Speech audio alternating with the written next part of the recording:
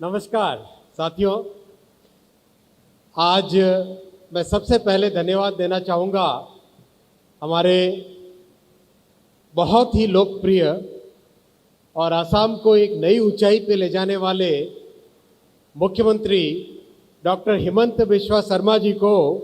इतना शानदार आयोजन आपने किया है, असम में एक नई एनर्जी आपने भर दी है, असम के यूथ में एक नया जोश आपने भर दिया। बहुत जोर से ताली बजाइए डॉक्टर हिमंत बिस्वा शर्मा जी के लिए।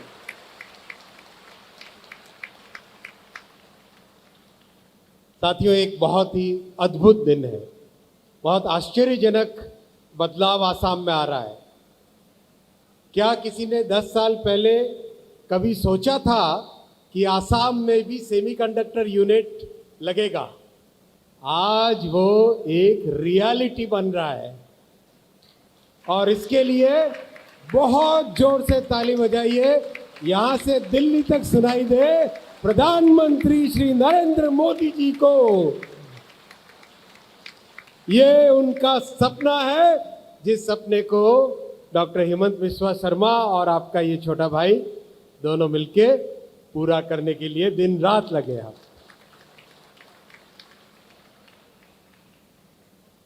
किसी ने 10 साल पहले सोचा था कि वंदे भारत नॉर्थ ईस्ट में आएगी? कभी नहीं सोचा था। सोचा था क्या? सोचा था?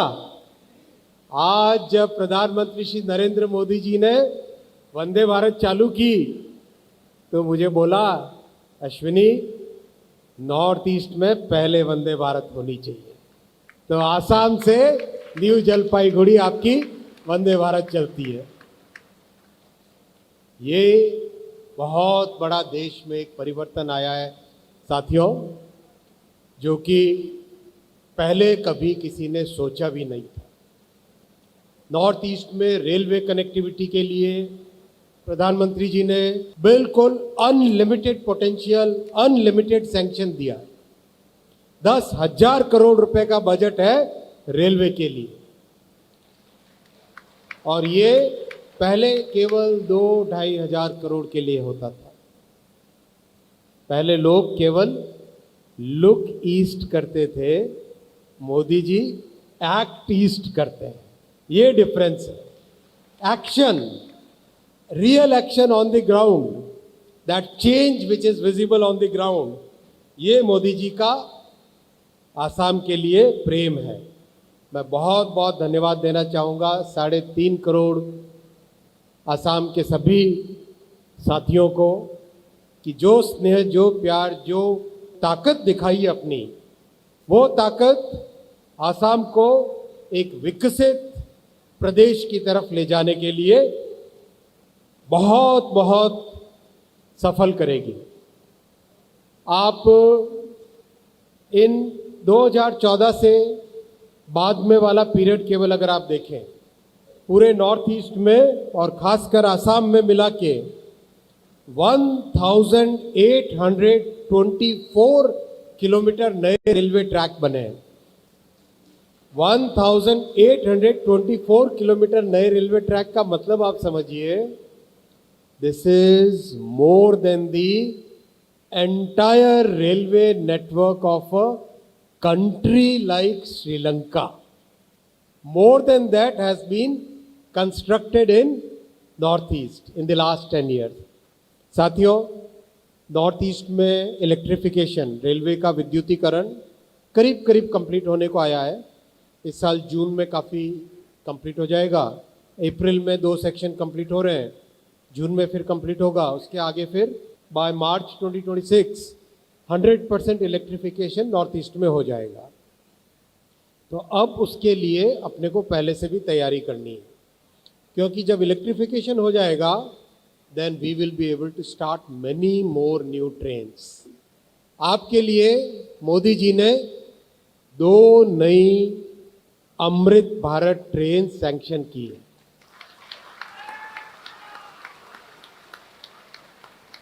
2 नई Amrit Bharat trains within next 10 months, by Diwali से पहले एक आएगी, फिर एक और आएगी। 2 नई अमृत भारत ट्रेन्स आपके लिए सैंक्शन की है। आपके लिए और सैंक्शन किया है मोदी जी ने एक रेलवे मैन्युफैक्चरिंग यूनिट और 2 और नई गाड़ी सैंक्शन की है मोदी जी ने, एक सिलचर से गुवाहाटी इंटरसिटी और एक गुवाहाटी से अगरतला इंटरसिटी। अपने आसाम में तो वाटरवेज भी है, हाईवे भी है, रेलवे भी है, एयरवे भी है। अब तक अपने 2 गति शक्ति कार्गो टर्मिनल्स सैंक्शन हुए हैं और चालू भी हो गए, मोइनरा बांध और सिन्नमरा। और आज 6 नए गति शक्ति कार्गो टर्मिनल सैंक्शन किए जा रहे हैं आपके लिए, 6 न्यू गति शक्ति कार्गो टर्मिनल। और इसके अलावा भी सीएम साहब जहां जरूरत पड़े जरूर बताना, और भी करेंगे।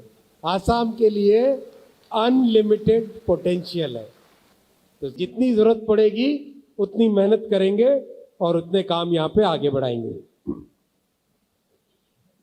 अपने आसाम में टोटल कंप्लीट नॉर्थ ईस्ट में 90 प्लस स्टेशंस और आसाम में 60 स्टेशंस को वर्ल्ड क्लास बनाने का अमृत स्टेशन में काम चल रहा है। 60 स्टेशंस। तो अपना गुवाहाटी स्टेशन पे क्या बनना चाहिए? Let's have a small vote here. Guwahati station को आईटी हब बनाना चाहिए या कॉमर्शियल हब बनाना चाहिए? क्या बनाना चाहिए? आईटी हब कितने लोग चाहते हैं इसको बनाना? भुवनेश्वर में आईटी हब बन रहा है, देखें आईटी हब। और प्योर कॉमर्शियल हब कम लोग हैं। रेजिडेंशियल हब और भी कम लोग हैं। रेजिडेंशियल तो बहुत एरिया अवेलेबल है। तो गुवाहाटी रेलवे स्टेशन का डिजाइन एकदम नए तरीके से होगा। ये अभी हमने एक्सपेरिमेंट किया भुवनेश्वर में।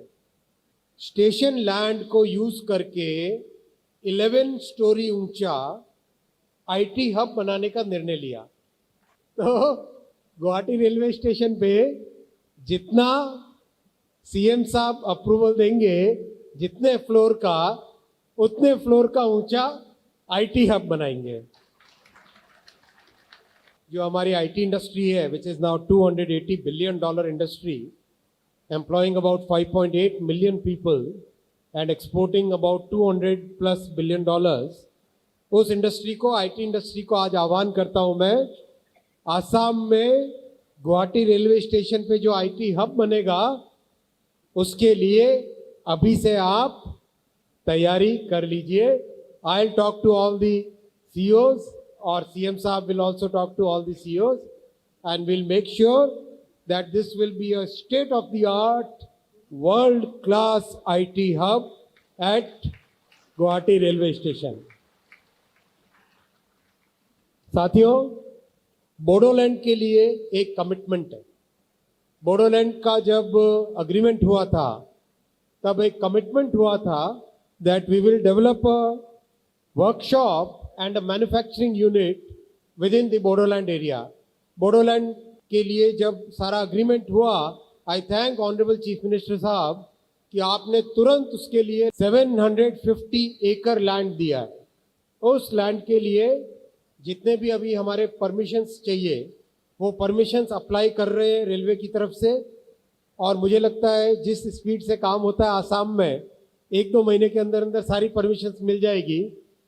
तो मैं जनरल मैनेजर साहब को बोलता हूँ, जल्दी से बांसवाड़ी में एक मैन्युफैक्चरिंग यूनिट का प्रपोजल जल्दी से बना के दीजिए ताकि इसको अपन आगे लेके जाए। लमडिंग में रेलवे का इंजन्स का जो मिड लाइफ रीमैन्युफैक्चरिंग होता है, mid life remanufacturing is almost like manufacturing a locomotive again, उसकी फैसिलिटी भी रेलवे की तरफ से बनेगी। मैं लैंड के लिए रिक्वेस्ट करूंगा सीएम साहब से, जल्दी लैंड लेके सारी परमिशंस लेके उसका प्रोजेक्ट भी बना के दीजिए। बहुत बड़ी इकोनॉमिक एक्टिविटी चालू होती है। जैसे आपने देखा एक सेमीकंडक्टर यूनिट के अप्रूवल से कंप्लीट इकोसिस्टम आने लगता है। आज जापान से, साउथ कोरिया से, ताइवान से, जर्मनी से सब लोग आसाम में आ रहे हैं। क्यों आ रहे हैं? मोरी गांव में सेमीकंडक्टर प्लांट में साथ में जुड़ना है, इसलिए आ रहे हैं। वैसे ही आगे आने वाले समय में Morigaon will become and Assam will become a major semiconductor hub. Doctor Thakur, committed for it? Fully committed for it. एक प्लांट से मन नहीं भरता, एक और प्लांट लगाना पड़ेगा। एक और प्लांट सेमीकंडक्टर का लगाएंगे।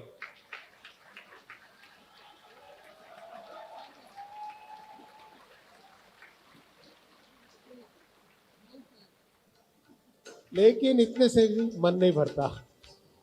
इलेक्ट्रॉनिक्स मैन्युफैक्चरिंग भी आसाम में करनी चाहिए। मोबाइल फोन भी आसाम में बनना चाहिए। बनना चाहिए।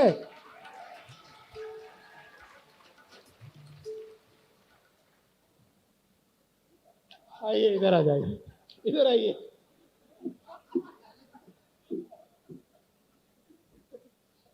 भाई, मोबाइल फोन भी आसाम में बनाना है।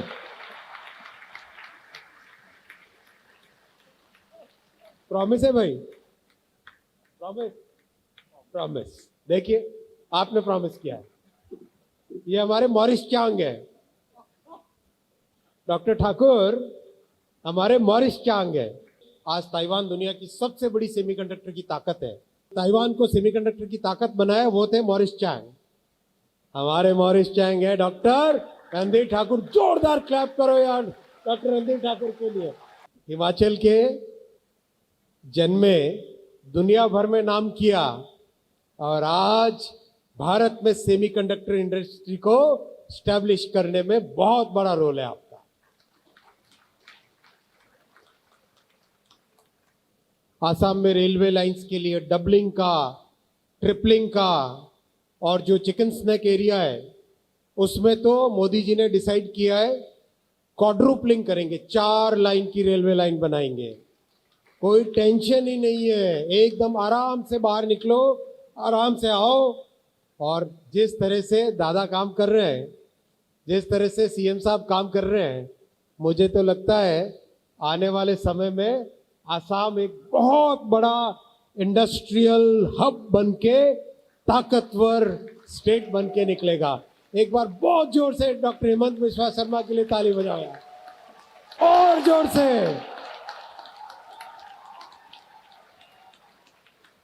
आप इनको जितनी ताकत दोगे उतनी आपके लिए ये शक्ति, उतनी ज्यादा सेवा आपकी करेंगे।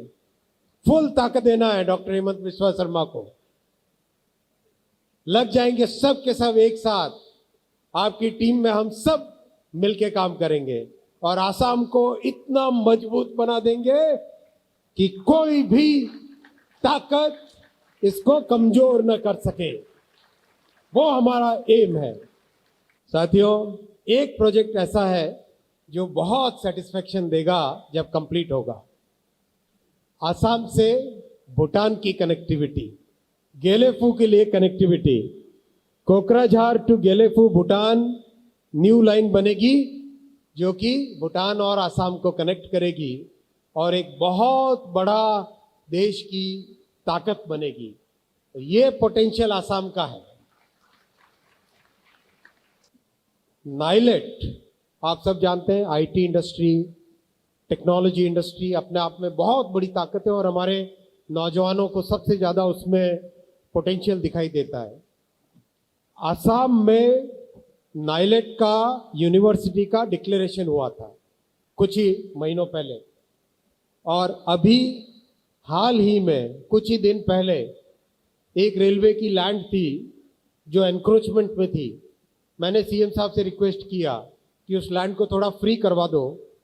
सीएम साहब ने उस लैंड को फ्री करवा दिया, क्लियर करवा दिया, और अब वहां पर नाइलेट यूनिवर्सिटी का शानदार कैंपस बनेगा जो कि फोकस्ड होगा टेक्नोलॉजी के लिए।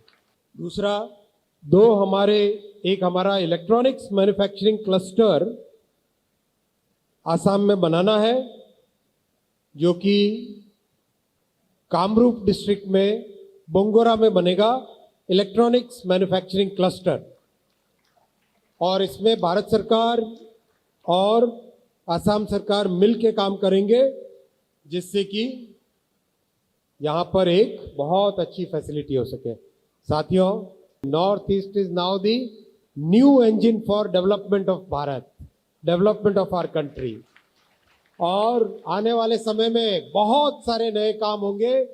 इसी ताकत के साथ, इसी ऊर्जा के साथ, इसी एनर्जी के साथ आसाम को डेवलपमेंट के लिए पूरा संकल्प करेंगे मेरे साथ। हाथ उठाओ ऊपर, मुट्ठी बांधो जोर से, बोलो भारत माता की, भारत माता की, भारत माता की। बहुत बहुत धन्यवाद।